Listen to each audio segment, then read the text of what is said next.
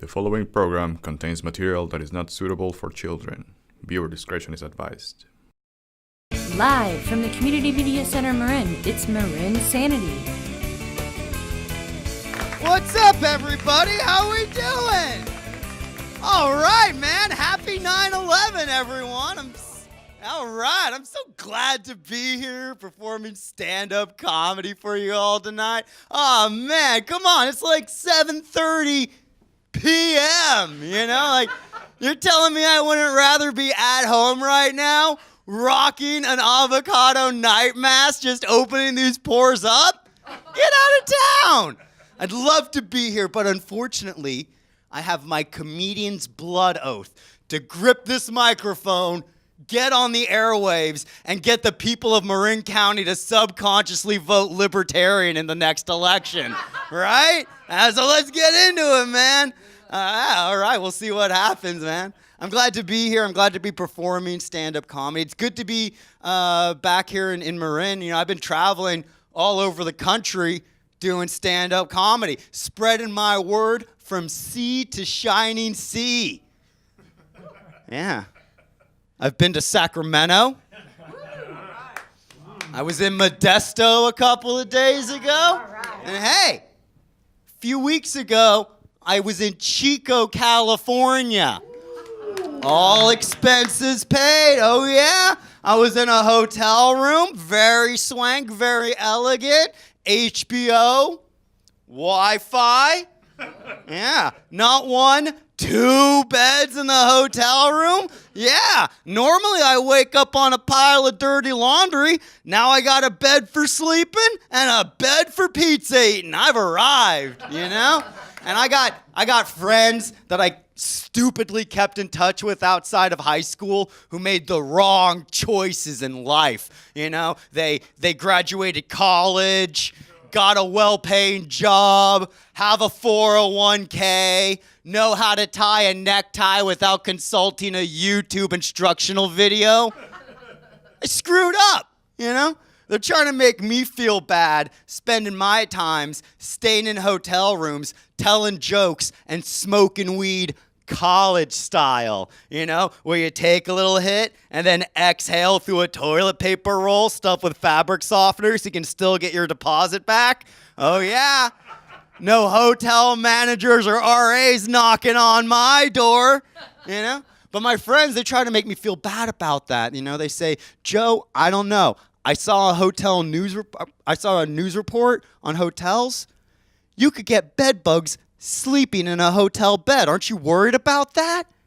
It's like, hell no, I'm not worried about that, man. That's one of the dangers of the road. I've been all over the country telling jokes. Normally I'm waking up on a pile of dirty laundry. Guess what, dude? I have lice and crabs like you would not imagine.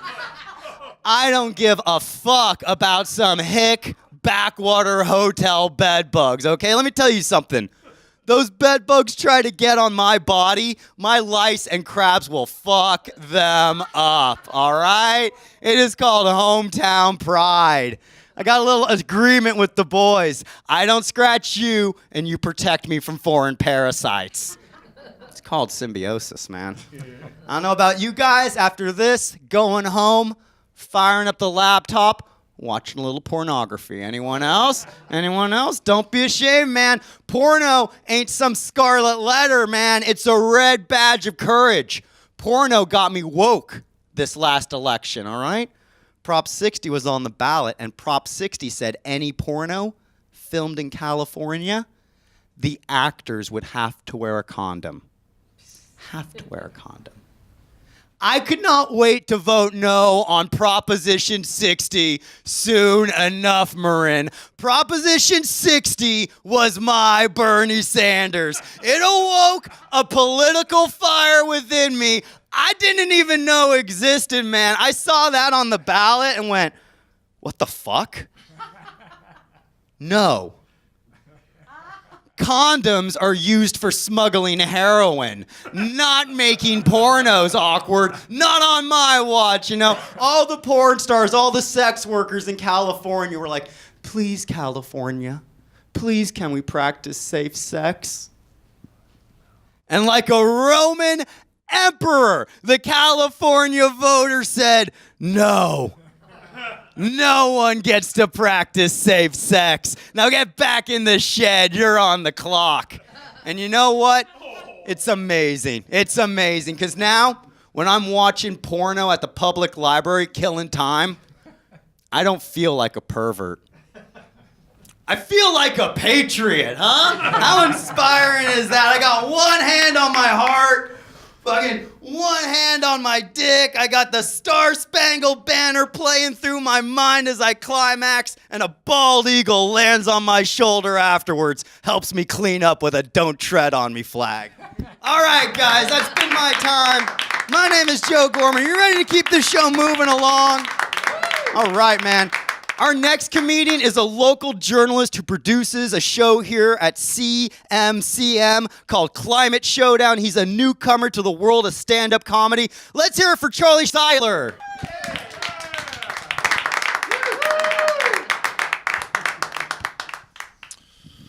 Well, they have found antidepressants in fish brains in the Great Lakes. And in a separate study, 62% of fish reported sexual dysfunction, weight gain, and just not feeling like themselves. I had a weird flight the other day. I got on the plane, I took my aisle seat, and along comes the guy who has the window seat. And he says, "Hey, do you mind if I just slip inside you?" I said, "Well, at least you could buy me a drink first." You know, I completely misunderstood his question. It made for a very awkward flight. The Bureau of Alcohol, Tobacco, Firearms, that makes no sense. Because alcohol and tobacco go really well together, but firearms, it's a totally different type of threat. It's much more serious. You know, you can't destroy the lives of a bunch of school children with vodka. Well, you can, but it takes years. Charlottesville, that was terrible. Gosh. People throwing bags of urine at each other. You know, if I got hit in the face with a bag of urine, that would really piss me off. I wonder what's the conversation like when you're leaving the house? "Hey, honey, have you got the urine?" "Yeah, I've got one bag." "One bag? Come on, honey, we're fighting for our country. Drink another Diet Root beer." There's a lot of hurricanes and flooding lately. Wow. You know these people who say Trump's not my president? How does that work in a hurricane, you know? "Sir, you need to evacuate immediately. There's a huge hurricane headed this way." "Oh, no, officer. I don't need to evacuate. It's not my hurricane." Does that work? I don't even think that works. The U.S. government making so many threats to other countries. It's crazy. Threatening Russia, threatening Iran. The U.S. threatened North Korea with annihilation. I don't think this many countries have been threatened with disaster since Tito Jackson announced his world tour. Well, we have distractions. That's good. That gets us through it. Football season has started. I like the NFL. But some of their rules seem kind of arbitrary. For example, after a touchdown, one player can dance in the end zone. But if two players dance in the end zone, that's a penalty. They call that excessive celebration. That's the name of the penalty. It's good to learn about what's excessive from people who charge $8 for a hot dog. Of course, we're continuing to just abuse the earth terribly. I mean, what would the earth even say at this point to a sister planet about mankind? "Oh, mankind, I know he loves me. He's always writing songs and poems about how beautiful I am. Sometimes he does mistreat me just when he gets in his moods. And he's been in a bad mood since the start of the Industrial Revolution." I wonder if aliens are looking at our planet going, "Hey, look over there. Their ice caps are melting. They're completely screwed." And then another one would say, "Oh yeah, they probably never figured out how to do solar power. They probably just burned all their fossil fuels and destroyed their atmosphere like those dumbasses over on Xenon 5. Have you ever heard people in this country put down Europe, but by the time they're done, it sounds more like a put down of the U.S. They'll say, "Oh yeah, Europe, what a bunch of idiots. Free health care for everybody. Yeah, that makes a lot of sense." Whenever you're sick, just go to the doctor's office or the hospital and have your problem taken care of with competence and compassion, and you never see a bill. Oh yeah, great idea, Europe. And when it's time to retire, just retire at 55. You've worked hard. Take the last couple of decades of your life off. Spend time with your family. Go do some traveling. Oh yeah, Europe, great idea. That's so lazy. We work till we're 80. Of course, now with Trump as president, anybody can be a politician now, right? Kid Rock may run for the Senate. Yeah, Kid Rock as a senator. Can you imagine what that'd be like? Hey, everybody. This bill that we're debating today reminds me of my song, Pimp of the Nation, because it speaks the truth. And then there'd be the response from the other senators. Senator Rock, your comments notwithstanding, the bill in question is actually more reminiscent of your song, Drunk in the Morning, because it's so confusing and ill-conceived. It could happen. They say Oprah could run for president. Oprah, she'd be a great president, wouldn't she? Because she just works everything out so well. She'd go over to North Korea, talk to Kim Jong-un. Honey, I know all about comfort eating. Okay? It's all in chapter 4 of my 3rd book. Mm-hmm. It's also in chapter 3 of my 4th book. But the point is this. You can eat yourself sick trying to take care of people who think they understand your emotional needs, but they really don't know what you're all about. And I think that could be what's going on here. But tell me, what do you think? She would just work everything out. It'd be so cool. Democracy, yeah, it's not working, is it? Democracy, it's too much work, you know? We're too lazy. We don't even like self-checkout. Why would we like self-government? It's too hard. You know, in your life, you have to, from time to time, reevaluate your relationships. You do. And I think it's time to have the talk with democracy and say, democracy, baby, come on. This relationship is just too much work. I mean, we've been married for over 200 years. I just want to date other systems of government. Maybe, I don't know, take a parliamentary system out to dinner, or get a cup of coffee with the constitutional monarchy, or make out with socialism. I don't know. I mean, democracy, baby, come on. This was always just an experiment. That's all I got, everybody. That's it from me. Thank you. All right, man. Let's keep it one more time for Charlie, everyone. All right. All right, guys, this next comedian produces and hosts Shame Cave at Mission Hill Saloon, also a co-host of Ask a Divorcee, an advice and interview podcast. Ladies and gentlemen, she absolutely believes that 9/11 was an inside job, Annette Mullaney! Hey guys, how's it going? Excuse me. I'm just saying there's a lot of unanswered questions. You guys, any of you guys in a couple? Anybody married, dating? How long y'all been together? Couple years. How about you? 25? Oh my God, that's some beautiful inertia. Oh, God, I love to see couples. Like right now, one of my favorite things to do on a nice day is just go to a park and watch the couples, right? Like going for walks, watch them on dates in restaurants, through their windows at night. Oh, I just love love. It's so beautiful. But I have noticed something super weird. Like, I don't know if it's just me, or maybe you guys have noticed it too.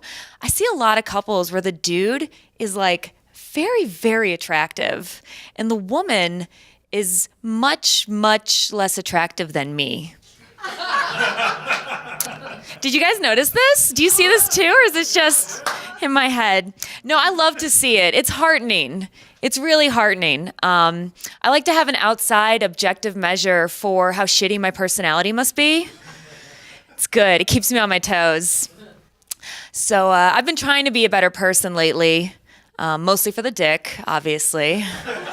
But I've started out by doing a lot of research on the internet. I find it the most effective way to indefinitely delay making changes.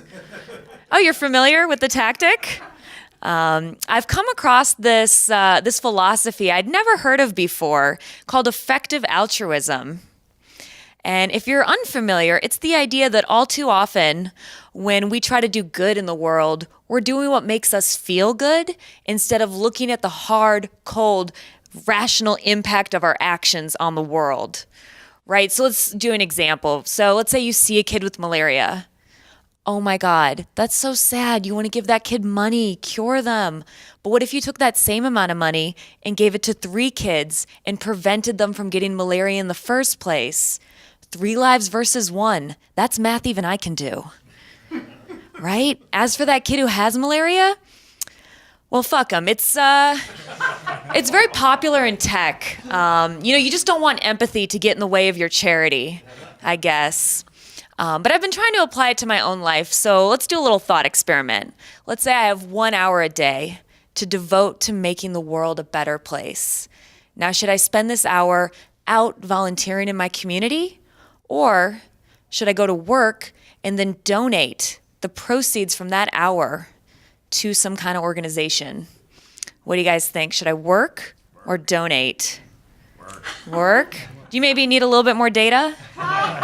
So I'm better with computers than I am with people, and my pay reflects how much society values those 2 things currently. So what do you think, volunteer or work? Volunteer, any other work? Oh, you guys are so close. I should go to the gym for an hour, keep it tight so I can marry a billionaire and donate his money. Yeah, it's just so much more effective. Yeah. People don't really talk about it, but there's still a gold rush in California. You just have to use a different sieve these days. I don't know if that was too subtle. In that metaphor, the sieve is my vagina. And I'm panning for gold in a river of dicks. If that's unclear. I gotta say, so far though, I think there might be something wrong with my sieve. Like, I don't know, maybe the hole's too big?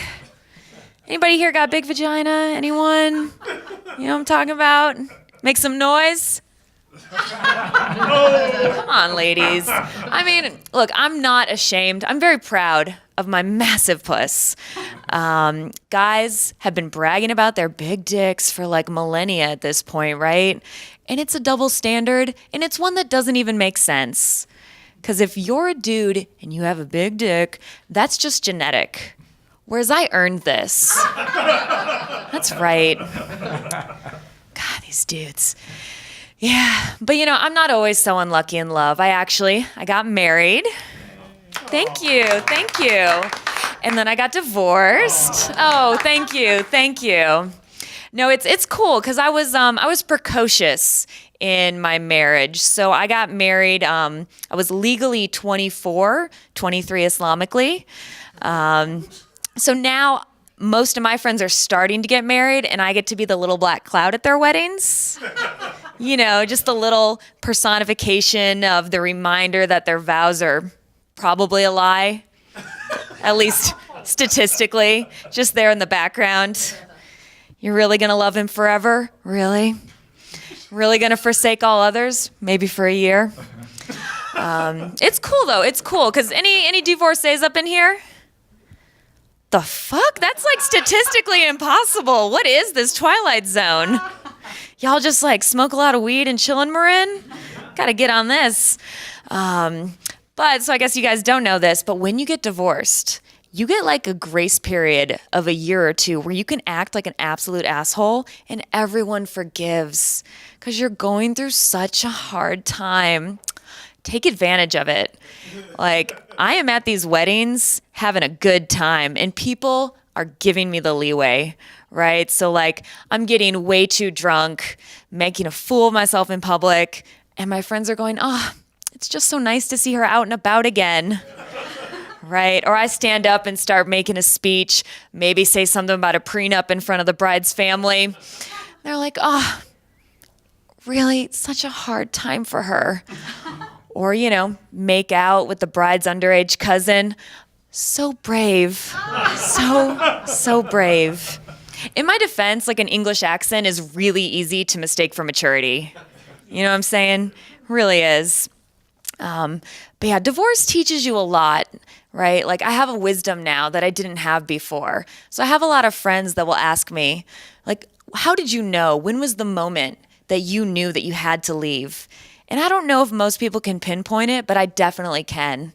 It was our anniversary. We went up to Sonoma. We were having dinner over candlelit. We'd been drinking all day, so we had that nice wine buzz going on. And he leaned over the candles and he took my hand and he said, I love you so much. I can't imagine living without you. And I realized I want to be a really young widow. You guys like dogs? You guys like dogs? I heard some of you are dog owners. You guys like dogs, right? Okay. I mean, I assumed it would be weird to be in a room full of sociopaths, but you know. I love dogs, and anytime I need to hang out with a dog, I just go to the local dog park. Because what is the advice that women have been giving men for decades at this point? Want to meet a woman? Get a dog. You guys, it's a lie. You're not using dogs to meet women. We're using you to meet dogs. All right, guys, thank you so much. I've been Annette. Annette Mullaney, ladies and gentlemen. All right, ladies and gentlemen, in addition to performing up and down the West Coast, our headliner tonight produces several shows in San Francisco, performed in the 2017 San Francisco Sketch Fest, and believes that George W. Bush should be locked up for his war crimes in being culpable to the events of September 11, 2001. Ladies and gentlemen, say hello to Liz Stone. Keep it going for Joe Gorman, your favorite 9/11 truther and mine. Happy 9/11, what a day. I gotta say, the highlight of our current administration is it makes me nostalgic for the 9/11. 16 years ago. Anyway, lots of anniversaries happening. Obviously, 9/11 in a year. We're gonna have an anniversary. I don't know if you're keeping up with the current news of the deep state poisoning Donald Trump's iced tea, which was my favorite headline today. And yeah, you saw that headline. That was my favorite. Exactly. Lots of good things happening in the news. And I just celebrated my 7th wedding anniversary, 7 years. Thank you. Thank you very much. Yeah, it's exciting. Like, I'm like, here we are celebrating 7 years and like, but we'll definitely be together forever. No, because I don't even like him anymore, but we have a rent-controlled apartment in San Francisco, so we will definitely work it out no matter what happens, for sure. The weird thing about being with someone for 7 years is that everyone feels comfortable asking me if my sex life has gotten really boring, because apparently that's when it takes a nosedive, and I'm like, glad to report I'm the exception to the rule. I would not at all call my sex life boring. I would just call it efficient. And here's the thing, efficient sex isn't just some side effect of being with someone for a long time. It is the greatest benefit of marriage that ever existed, all right? Because I'm a very busy person. I have a day job. I do comedy. I need to exercise. I got friends and family. Like, I want to be able to walk to the kitchen to get a cookie and just accomplish my sex life on the way to the cookie, right? And I've heard about dating people's sex, and I'm not going back to that. Like, that's not happening. Like, my friend Suzanne is single, and I talked to her today, and I'm like, hey, Suzanne, how was your weekend? She's like, oh, my God. It was amazing. Because I met this guy on Tinder on Friday night, and we totally hit it off. She's like all sexual while she's telling me the story because she's so into it. She's like, and I went back to his house over the weekend, and we just stayed in bed all weekend long, just getting it on over and over. And in between, we just lay there staring in each other's eyes. And I'm like, that's the most horrifying weekend I could ever imagine. Okay, first of all, why does anyone need that much eye contact? What a nightmare. You know what's great about being married? I close my eyes and he's a different person every single time, okay? And don't get me wrong, like my husband has the most beautiful green or blue eyes, something. I just don't need to take up time out of my day to look at them over and over. And also, like, who wants to spend all weekend in bed? That's really stressful to me because I got a lot to do and I can't get it all done during the week. And I'm like, be lying there with a to-do list going through my head. Like, we all know weekends are for Soul Cycle and reorganizing your closet. Like, I do not want to lie in bed. That does not work for a type A person. Like, that's just really stressful. Like, I feel like dating people sex is like the first time someone from San Francisco drives to Carmel. Have you ever done that drive? This is what happened. They're like, hey, let's go to Carmel. We'll take Route 1. It's the most beautiful drive in the whole country. We're going to enjoy it. We're going to pack a picnic lunch. We're going to take our time, enjoy the scenery. And you start driving, and you're like, oh, my God, look at that view. We should pull over. And you pull over, and you get out, and you're just enjoying that ocean air, and you're eating that wheel of brie cheese that you packed, and you're getting some photos of yourself in the sun with the ocean in the background. Then you get back in the car, and but 5 minutes later, there's another view. And you're like, we got to pull over and check that out, too. What a day. And you just do that all the way down to Carmel. And 8.5 hours later, you get to Carmel, and it is dark out, and you can't go to the beach, and the restaurants are closed, and there's like nothing happening there, and you've wasted your entire day, and you're really gassy because you're lactose intolerant, so you shouldn't have eaten that wheel of brie cheese. You got to clench your cheeks and like book it back to San Francisco. But like married people sex is when you actually know how to get to Carmel, and you're like, hey, let's go to Carmel. We'll take 101. And you get on the freeway and you're like, we don't need to take Cesar Chavez. Like, we don't need stoplights. I know a shortcut. And we're not packing any fucking picnic this time. I've got a bag of almonds right here next to me. They don't give me gas. I have plenty of protein. We're going to take 85 around San Jose to beat the traffic. Nobody's allowed to drink any liquids because there are no bathroom breaks on this trip. And boom. 2 hours and 6 minutes later, you are in Carmel, all right? That's right. You have time to see the sights. It is amazing. You could have driven back and forth 4 times for like what the dating people were doing. And that is what married people sex is getting from point A to point B in the most efficient way possible. I really appreciate that. Now, I don't want to brag, which is a huge lie because I want to brag and I'm about to brag. So here's the thing. I have taken efficient sex to the next level. I'm like I've just mastered efficient sex, which is obviously sleep sex. Nah, don't worry. I'm married, it's consensual. I'm not in college anymore. Everything's okay. So the thing...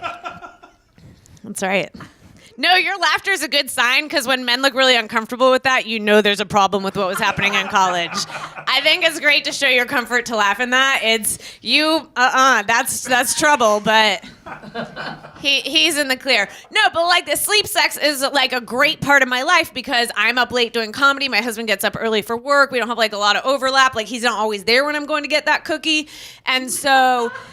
I can just like make my life more efficient, and this is how it works. You just lay out the ground rules, and then you just go to bed, and that's like amazing.